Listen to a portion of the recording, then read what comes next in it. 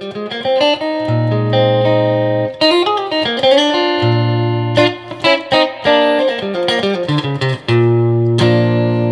everyone, and welcome to Level Up Guitar, where you come to level up your playing.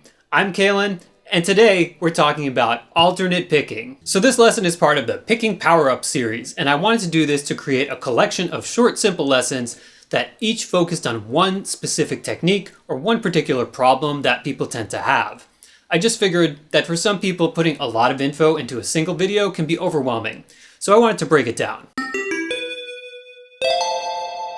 This first one is going to be about alternate picking. Even if you already know how to alternate pick, I'm about to tell you some things that could be life-changing. But in all seriousness, a lot of students come to me knowing how to alternate pick on a basic level. They know what it is, they can do it when they're playing through a simple scale or a song they know, but once you give them a more complicated, syncopated rhythm to play, it falls apart, and whether they realize it or not, this is one of the things that is holding them back and tripping them up in overall playing ability. So let's get right into it. First, we need to make sure that we have a good understanding of what alternate picking actually is, because a lot of people think they know, but it becomes obvious to me at a certain point working with them that they don't really understand the concept. A common misconception is that alternate picking means you play the next note with the opposite picking direction as the one you just played. It's understandable why people think that, because after all, it is called alternate picking, so you would think that after playing a downstroke, you're going to play the next note as an upstroke. And you would even think that this must be right because from an efficiency standpoint, it seems pretty ideal. Unfortunately, alternate picking is not about efficiency.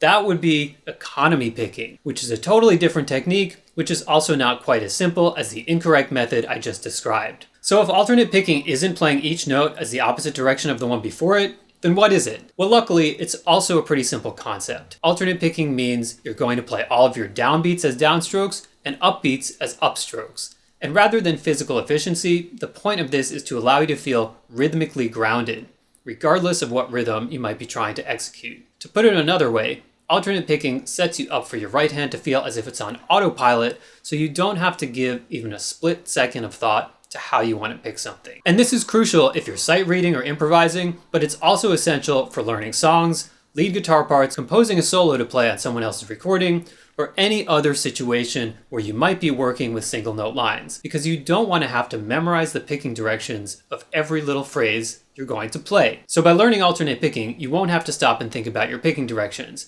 We're training the right hand so that it becomes intuitive, and no matter what you play, it's just going to feel right. Here's a simple bass line in the key of E minor.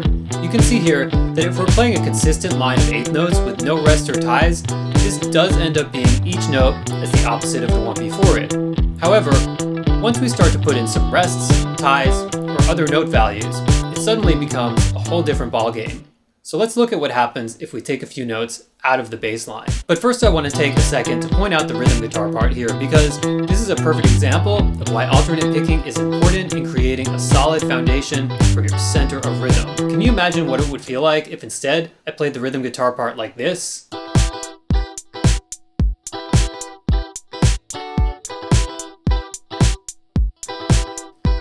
And this is true of strumming in general, as you hopefully already know. When you're playing a strumming pattern, you don't stop in between your ups and your downs, but rather you continue the up and down motion of your hand consistently and just hit or miss the strings, depending on what rhythmic pattern you want to play. So you can think of alternate picking in terms of single notes as being the same technique as you use when you're strumming, just narrowed down to one string at a time. If we come back to that bass line, taking a couple notes out of it, you can see that the picking direction of the notes that I am still playing is the same as before. The other important thing that happens as a result of this is that if you have a repeated phrase, even if it has an odd number of notes, you still end up with consistent picking directions both times you play it. I want to look at one more example because a repeating bass line like that is one thing, but it becomes a little more tricky if you're trying to play phrases that you would more commonly find in a lead guitar part or an improvised guitar solo.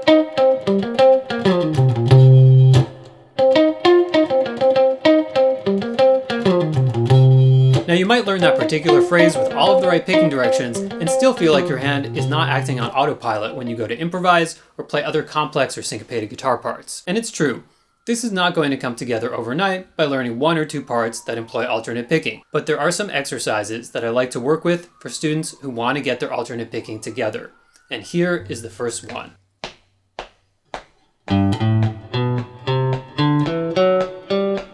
What we're doing here is we're taking our major scale, starting on a downbeat on the first note of the scale, and then playing all upbeats for the remainder of that measure, after which we'll then start the next measure on a downbeat. So, if you can count to 4, you can do this exercise.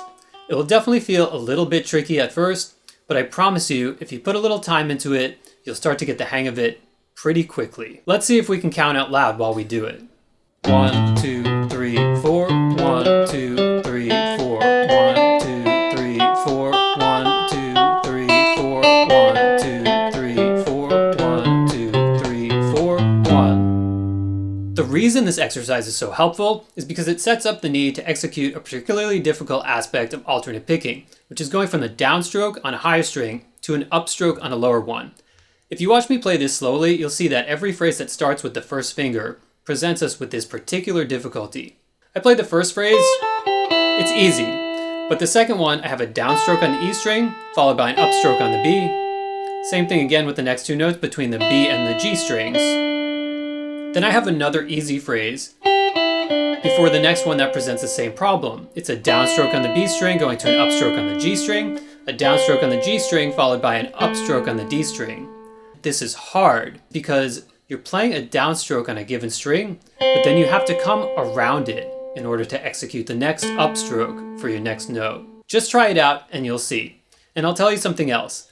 Anytime I see a student struggling with their picking, it's often because they haven't worked on this type of picking problem. Now, I should say here that I generally tend to gravitate towards playing phrases that work ergonomically with the way the guitar is laid out. In other words, I like to avoid this problem in my general approach to the instrument by thinking about different ways that I can play a phrase, maybe using hammer-ons or pull-offs or even economy picking. But the fact is, you're still going to run into situations like this fairly frequently. And besides that, working on something that is difficult is only going to increase your precision and accuracy in situations that are easier. Especially in the beginning, when you're first learning how to alternate pick, it's crucial to have at least one example like this that's more of a brain teaser, so that you really get a handle on keeping your picking directions consistent in different types of situations. So that's it, Picking Power-Ups Volume 1. If you have any questions or suggestions, leave a comment, and I hope you like and subscribe for more tips, tricks, and secrets from Level Up Guitar.